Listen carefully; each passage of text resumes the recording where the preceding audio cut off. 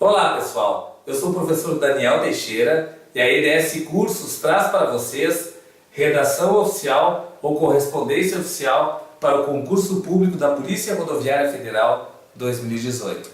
Como nós já havíamos combinado, nós estamos trazendo aqui para vocês um resumo das partes mais importantes deste conteúdo para que vocês tenham facilidade e excelência na hora de responder as questões do CESP. E vocês estão vendo que eu sou muito mais simpático ao vivo do que lá nas audioaulas.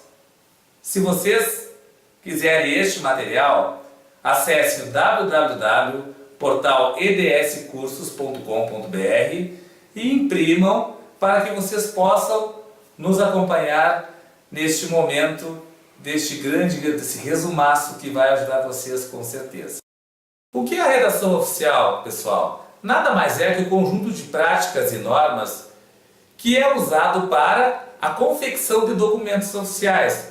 Como é utilizado dentro dos órgãos públicos para manifestar a vontade destes entes, eles devem ser baseados nos princípios da administração pública. E quem é concurseiro já conhece essa sigla, né, pessoal? O LIMP, que representa o quê? Legalidade, impessoalidade, moralidade, publicidade e eficiência, que são os princípios da administração pública.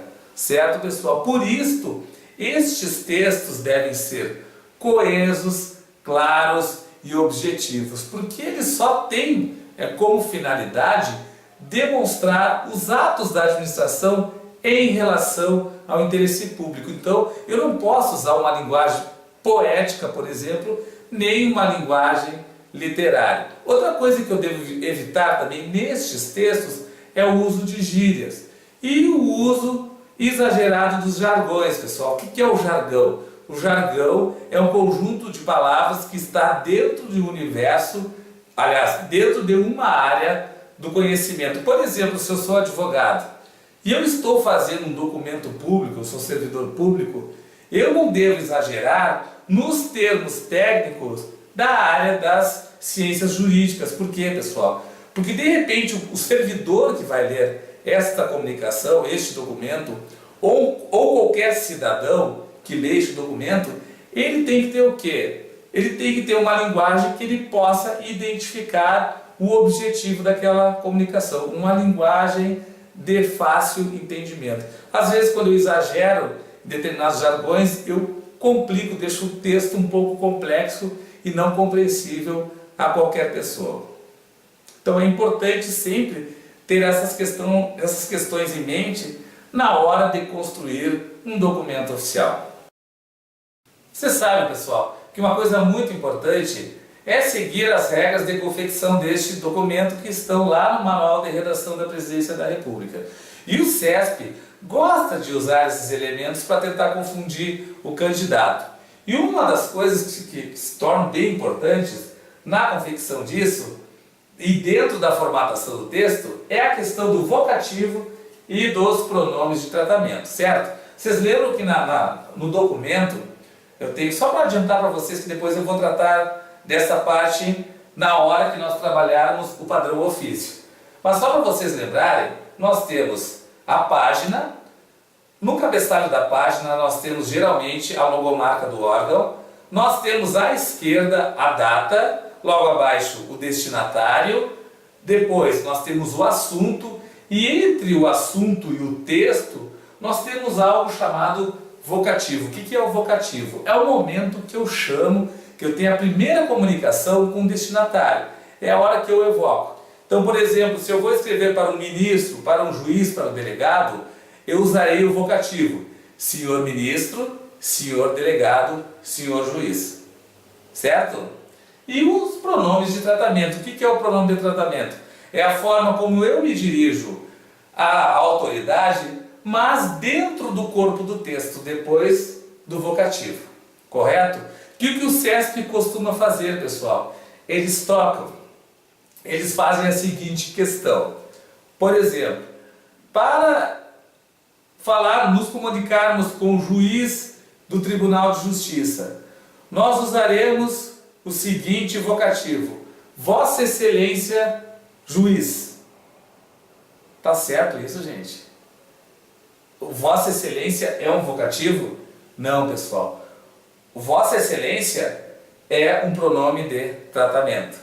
Tá? O vocativo correto seria senhor juiz. Então eles fazem essa troca para confundir o candidato. Ou, por exemplo, dentro da comunicação oficial, no corpo do texto, ao me dirigir ao funcionário de uma repartição pública, eu usarei o pronome de tratamento excelentíssimo senhor. Tá certo isso? Tá errado, gente.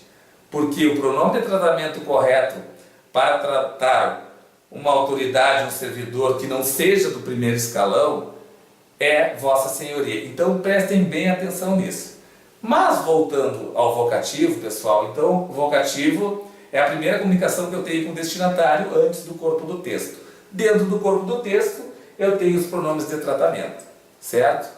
O vocativo para os chefes dos poderes executivo, legislativo e judiciário, eu devo usar excelentíssimo senhor presidente. Se for o do executivo, excelentíssimo senhor presidente da república. Se for do legislativo, excelentíssimo senhor presidente do congresso. Se for do judiciário, excelentíssimo senhor presidente do Supremo Tribunal Federal. Somente para os chefes dos poderes que eu vou agregar a palavra excelentíssimo. Para as demais autoridades eu sempre vou usar o senhor. Então vai ser senhor governador, senhor juiz, senhor marechal, enfim. Ok? Bem claro isso? O pronome de tratamento já é diferente. Para o primeiro escalão desses três poderes constituídos, que estão lá listados lá no material, pessoal, ou no manual da presidência, de redação da Presidência da República, ou lá no nosso material do curso, nós colocamos uma listinha com o primeiro escalão dos três poderes, que inclui o presidente da República, vice-presidente, governadores, deputados, enfim. Então, para essas autoridades do primeiro escalão, eu sempre usarei o pronome de tratamento Vossa Excelência. Ok? Para o particular, eu vou me comunicar com um particular ou uma autoridade de hierarquia menor, certo? Eu sempre usarei o Vossa Senhoria. Outro detalhe importante, não é muito comum cair em prova, mas observe que a concordância dos pronomes de tratamento sempre será segunda pessoa, do plural, vossa, com o verbo que estará sempre na terceira pessoa do singular, ou seja, Vossa Senhoria, ou vossa, segunda pessoa, vai esclarecer determinada situação. Então, vai esclarecer, nós temos uma locução verbal que está em terceira pessoa. Esse é um detalhezinho, não é muito comum cair em prova, mas é importante que vocês saibam. Mas voltando ao vocativo, pessoal, tem uma coisa importante também, que é salientar que as formas digníssimo, muito digníssimo, ilustríssimo não são mais usadas, não estão no manual de redação da Presidência da República, certo? Assim como o título de doutor, pessoal. Eu sei que é muito comum nós usarmos para o bacharel de direito, o médico, o dentista, a forma doutor. Mas na verdade só pode, só deve ser chamado de doutor quem tem o título de doutorado em uma área de conhecimento. Né? Mas claro, pessoal, não estou dizendo para vocês deixarem de chamar os amigos de vocês de doutor, né? No círculo de amizade de vocês é bem tranquilo, na vida de vocês é bem tranquilo, mas na hora de fazer o concurso não pode usar, somente se tiver, se a autoridade mencionada tiver o título de doutora, aí sim poderá ser chamada de doutora. Outro detalhe importante é a questão do vocativo do reitor da universidade. Então, o vocativo para o reitor da universidade é magnífico reitor. E o pronome de tratamento é Vossa Magnificência. Outro dado interessante é em relação aos vocativos e pronomes de tratamentos utilizados para as autoridades religiosas, certo?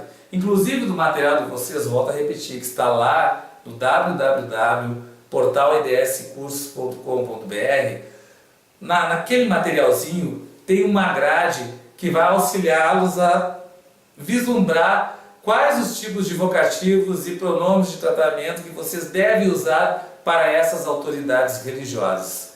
Certo? Não é muito comum cair, mas cai, pessoal. Então é interessante vocês fazerem em paralelo. Por exemplo, o vocativo para o Papa é Santíssimo Padre. Já o pronome de tratamento é Vossa Santidade. Então, tem outros, né? Para outras autoridades religiosas é bom vocês darem uma olhadinha para vocês não se confundirem na hora. Mas a parte mais importante é vocês entenderem qual é o vocativo e qual é o pronome de tratamento, que é aí que o CESP faz a chamada pegadinha. Pessoal, outra coisa que é super interessante é saber que depois da mensagem, depois que eu escrevo o corpo do texto, que eu escrevo a mensagem, eu tenho que me despedir e agradecer aquela pessoa a qual eu me dirigi durante a comunicação. Então é neste momento que eu tenho o fechamento da comunicação oficial. E eu tenho duas formas de fechar essa comunicação. Com a forma respeitosamente ou atenciosamente. Quando é que eu uso respeitosamente? Toda vez que eu for me referir a uma autoridade que tenha um cargo hierarquicamente superior ao meu. Quando eu tenho uma pessoa, eu quero me comunicar com alguém que esteja no mesmo patamar hierárquico, eu vou usar o que? Atenciosamente. E quando o patamar hierárquico for inferior, eu também usarei atenciosamente. Por exemplo, eu sou funcionário de uma universidade federal, sou funcionário da Universidade Federal do Piauí. Então eu quero me comunicar com o reitor da minha universidade. Na hora de me despedir, eu vou usar o que, pessoal? Respeitosamente. Poxa, ele é o reitor da universidade. Agora, se eu sou funcionário, eu sou o responsável pelo almoxarifado da minha unidade e eu quero falar com o chefe da tecnologia de informação, o chefe do TI, certo? Hierarquicamente ele está no mesmo patamar. O que eu vou usar? Eu vou usar atenciosamente. Depois de eu me despedir, pessoal, de usar respeitosamente ou atenciosamente, o que eu tenho que fazer? Eu tenho que me identificar. Então vem a chamada identificação do signatário. Então uma coisa muito importante é a questão de prova, gente.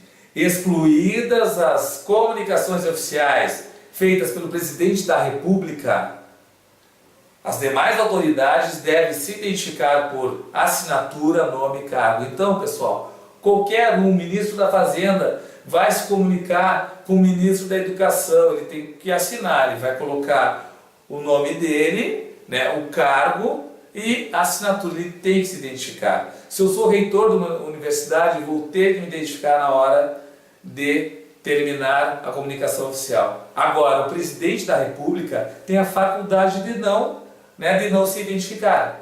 Ele pode, ele não é obrigado a colocar o cargo, ele pode colocar apenas a assinatura, todos vão saber que é o presidente da República. E isso é questão de prova, pessoal. Então, excluídas as comunicações do presidente da República, todos os demais devem se identificar com assinatura, nome e cargo.